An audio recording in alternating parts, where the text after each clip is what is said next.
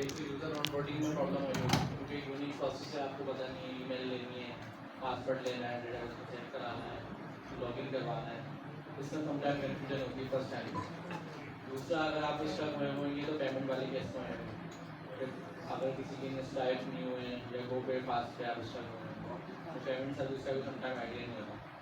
लेकिन स्ट्राइप पे आप फंस नहीं सकते, सीधे स्ट्राइप पे भेज आशा यूट्यूब पर ट्यूटोरियल्स रखते हैं। स्ट्राइप पता नहीं कितने लोगों ने बनाया, इतना ईजी करके बताया, फास्ट पे से नहीं बताया हुआ, लेकिन स्ट्राइप आपको समझाती है, फिर आप फास्ट पे में इंटीग्रेट करना कोई मसला नहीं है।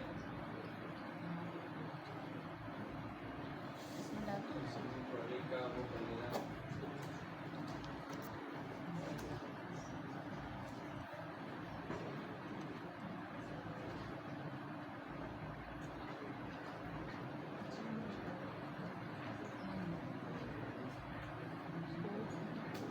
मुझे अभी बताया आप में से 100% प्रोजेक्ट किसने कंप्लीट कर लिया?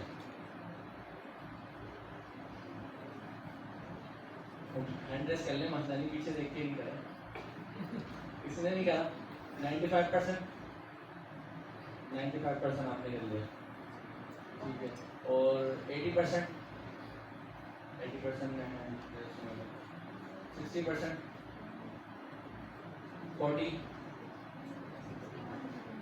40 में आप क्या आ रहे? 16 में 40 वाले, और 40 के बाद 30, 20, 10, 0, 0। प्रॉब्लम्स अभी क्या क्या आ रही हैं आप लोगों को? डिफिकल्टीज क्या आ रही है? प्रोटोकॉल में आ रहा है। तो प्रोटोकॉल अगर किसी ने नहीं भी लगाया ना तो प्रॉब्लम नहीं है, क्योंकि हमने कहा था हमारा टारगेट बिजनेस है। अगर प्रोटोकॉल नहीं भी लगा, एक्सचेंज तो हो रहा है ना मैसेज, बस प्रोटोकॉल नहीं लगा उसने स्कीमा को लॉक नहीं करा, अदरवाइज काम तो पूरा हो रहा है। तो प्रोटोकॉल एक एडिशनल चीज़ है, नहीं भी लगा तो उसका मसला नहीं, आप आगे बढ़ जाए, प्रोजेक्ट एटलीस्ट कंप्लीट कर लें। दूसरा मसला, ऑथेंटिकेशन की सर्विस अलग बनाई थी, तो उसको ह्यूमन सर्विस में एक भाई वीडियो देखी थी, तो उन्होंने कहा था रेफर करके लगाना है, मतलब वो इंटीग्रेट करना है। रेफर का तो रेफर नहीं, मतलब वो जो ऑथेंटिकेशन सर्विस अलग बनाई थी और यूज़र वगैरह की सर्विस सारी अलग बनाई है, यूज़र पास सर्विस बनाई है। तो यूज़र ऑथेंटिकेशन सर्विस को इन सर्विसेज के अंदर कैसे करा जाए, अगर यूज़र को हम लॉगिन करें तो वो ऑथेंटिकेशन सर्विस फॉलो करें। अच्छा, एक तो जुनैद भाई की वीडियो क्या बता रहे, उन्होंने बताया था टोकन क्रिएट होगा और उसको लॉक कर दें, तो वो तो बड़ा सिंपल तरीका था, वो वीडियो उन्होंने बताया। वो भी मैं ये कहना चाह रहा हूँ कि ऑथेंटिकेशन की सर्विस अलग बना लें। हाँ सर्विस अलग, अगर हम इसको यूज़र सर्विस के अंदर ही बना लें नहीं अच्छा है। हमारे पास एक ऑनबोर्डिंग की सर्विस है, जैसे कि लॉगिन की। जब वो लॉगिन हुआ ना तो उसने आपको टोकन दे दिया, अब उस टोकन की भी आपको आगे सर्विस से बात करें। अब बाकी सर्विस से जब आप उस टोकन को लेके जा रहे हैं, उस टोकन में क्या AWS टोकन है, तो उसमें पेलोड होता है। पेलोड में क्या होता है, यूज़र की डिटेल्स होती हैं, ऑब्जेक्ट होता है ना, एक ऑब्जेक्ट में डिटेल्स होती है, उस ऑब्जेक्ट से पता रहेगा यूज़र कौन है जिससे हम बात करें। टोकन होगा, टोकन से पेलोड निकलेगा, पेलोड से आपके यूज़र का नाम आपको पता रहेगा, तो आपको पता रहेगा किस यूज़र ने ऑर्डर करा, और जिस यूज़र ने ऑर्डर करा आपके पास हमेशा उसका डेटा रहेगा। तो तरीकेकार क्या रखना है, हमें एक सर्विस बनानी है, उस सर्विस का हम जाके यूज़र क्रिएट कर रहे हैं, उसको ऑनबोर्डिंग बोलते हैं। जब हम यूज़र को ऑनबोर्ड कर रहे हैं, हमने यूज़र से डिटेल ले ली, यूज़र नेम ले लिया, ईमेल ले ली, पासवर्ड ले लिया। अब पहले वाले ऑनबोर्डिंग वाले केस में हम लॉगिन तो कर नहीं रहे, हम सिर्फ उससे डिटेल्स देके डेटाबेस में रखवा रहे हैं, ताकि डेटाबेस में उसका रिकॉर्ड आ जाए कि यूज़र है। अब आता है दूसरे वाले केस में लॉगिन का। लॉगिन पे आपने क्या करा, जब उसने ईमेल और पासवर्ड डाली, आपने आके मैच करना है, इस ईमेल का रिकॉर्ड है और उस ईमेल का पासवर्ड मैच करना है। अगर पासवर्ड मैच होता है तो आपने एक टोकन क्रिएट करना है। अब वो टोकन अभी के केस में हमारा फ्रंट एंड तो नहीं है, तो फ्रंट एंड नहीं है, हम ऐसे कर सकते हैं कि जब फर्स्ट टाइम आपने जाके इससे डायरेक्ट लॉगिन करा तो आपका टोकन आ गया। बाकी जब आप सर्विस चला रहे हैं तो टोकन मैनुअल पास कर दें, तो टोकन जब जा रहा होगा तो टोकन से खुद ही वो पेलोड निकालेगा, पेलोड से वो यूज़र का नेम निकाल लेगा। तो ये अभी क्योंकि अब सर्विस को इतना ज़्यादा हमने मैच नहीं बनाया ना, कनेक्ट नहीं करा, अभी हम अलग अलग चला रहे हैं।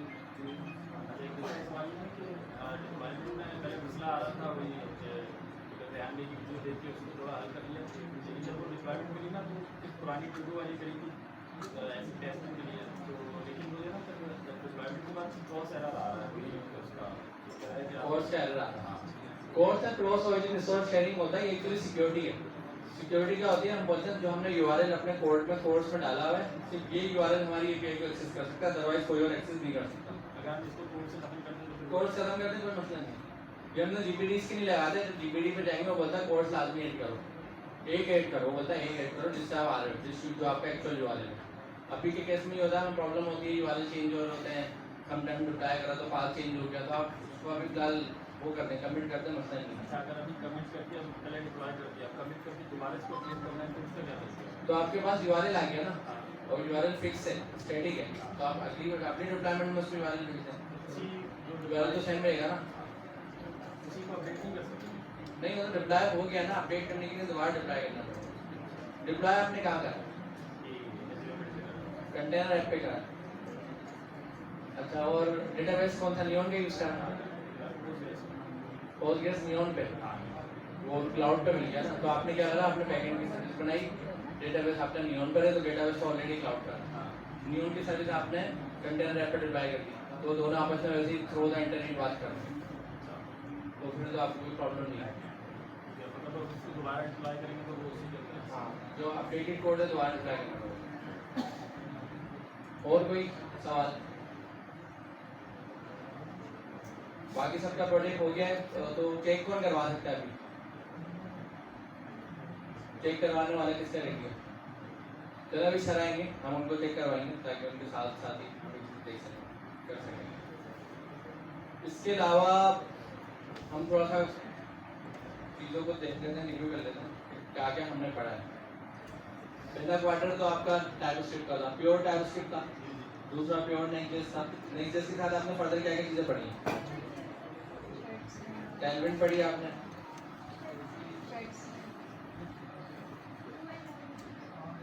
टैलविन आपको पढ़ा है, शेड सीन भी आई थी, लेकिन शेड सीन यूज करी थी सही था या बस ऐसी बेसिक यूज किया इसका? अच्छा, और बताएं और क्या करा था? हेडलेस सीएमएस में क्या आया था? सैनिटी और स्टेटफुल था, एक था सैनिटी और दूसरा कौन सा था? Prison contentful.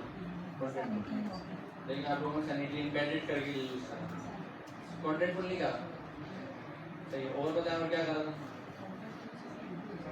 बस यही था, कोई स्टोर फ्रंट नहीं बनवाया था ई कॉमर्स का? स्टोर फ्रंट का एक असाइनमेंट था कि आपने ई कॉमर्स का स्टोर फ्रंट बनाना, आपके वाले पेज में नहीं था, ठीक है। तो आपने हेडलेस सीएमएस सैनिटी के साथ बना लिया, शेड सीएसएस चलेंगे तो एक ही चीज़ आ गई, सही है। और आपके पास नेक्स्ट आ गई, नेक्स्ट के साथ आपने क्या क्या पढ़ा था? एचटीएमएल से पक्की करी थी अपनी? नहीं करी थी, वो खुद से करी थी, क्लास तो हुई होगी थोड़ी बहुत, सीएसएस बताई होगी।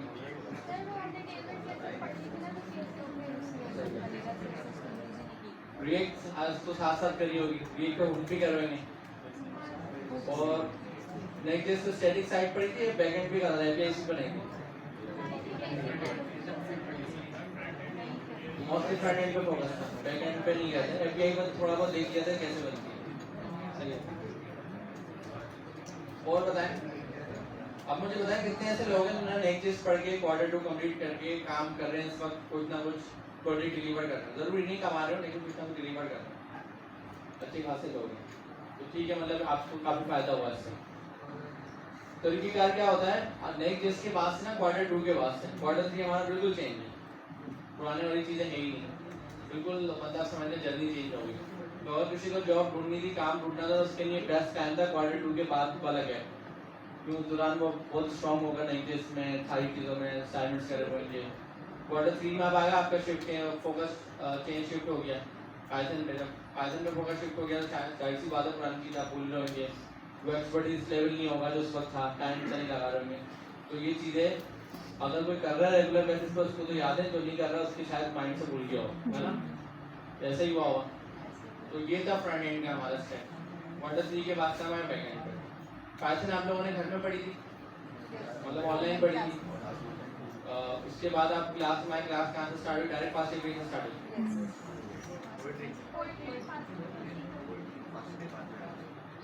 पोएट्री की सॉल्यूशन करी, फास्ट एपीआई आपने पढ़ा, उसके बाद डॉकर फास्ट एपीआई के बाद पोस्टग्रेस कब पढ़ा था? मतलब पोस्टग्रेस स्पेसिफिक नहीं पढ़ा, आप लोगों ने खुद पढ़ा है पोस्टग्रेस, ये ऑनलाइन जो हमने करवाया था। फास्टवे के साथ हमने क्या करा था? एसक्यूएल मॉडल, इसके एसक्यूएल मॉडल के साथ ही हमने पोस्टग्रेस कवर कर लिया होगा, ठीक है। तो उसका मतलब आपने कोई वर्सेटाइल लेवल पे चीज़ें नहीं पढ़ी, हाई लेवल पढ़ी, बाकी खुद ही एफर्ट्स करिए इधर जाके ना, ठीक है। फास्ट एपीआई हो गया, एसक्यूएल मॉडल हो गया, पोएट्री हो गया, और उसके बाद क्या करा? डॉकर से पहले कुछ नहीं है, बस ये 3 चीज़ें थी, कुछ तो होगा नहीं, चैटजीपीटी में नहीं गया, डॉकर पे आ गए, डॉकर पे आ गए, डॉकर कंपोज पे आ गए, डॉकर कंपोज के साथ साथ हम काफका पे आ गए थे, काफका के साथ काफका यूआई पे भी आ गए थे, और क्या था? कॉम था, फिर ऑनलाइन में हमने प्रोटोकॉल कर लिया था, वैसे ही और कुछ है डेफ कंटेनर डॉकर के साथ ही आ गया। और बताएं, कोई गुस्सा नहीं कर रहे हम किसी? एक क्लाउड नेटिव की प्रेजेंटेशन भी थी, क्लाउड नेटिव वीआई की प्रेजेंटेशन थी। और बताएं, प्रोजेक्ट्स में आपके पास ये वाला मार्ट वाला प्रोजेक्ट, इससे पहले कोई प्रोजेक्ट नहीं मिला था? टू ऐप का प्रोजेक्ट था, प्रेजेंटेशन ले लेते हैं। और प्रोजेक्ट्स में आपके पास टू ऐप को सारा बना ही मिल गया था, और साथ साथ आपको यूसीजीपीटी बोली थी सोचने को, लेकिन बनवाया जो है मार्ट का प्रोजेक्ट बनाया।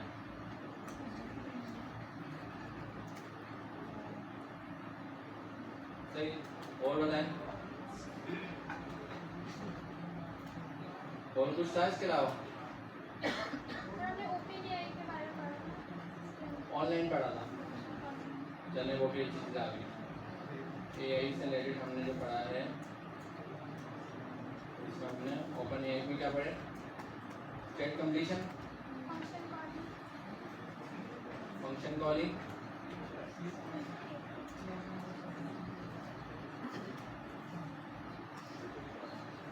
और क्या था? एक्शंस, और क्या था? असिस्टेंट और थ्रेड्स वगैरह।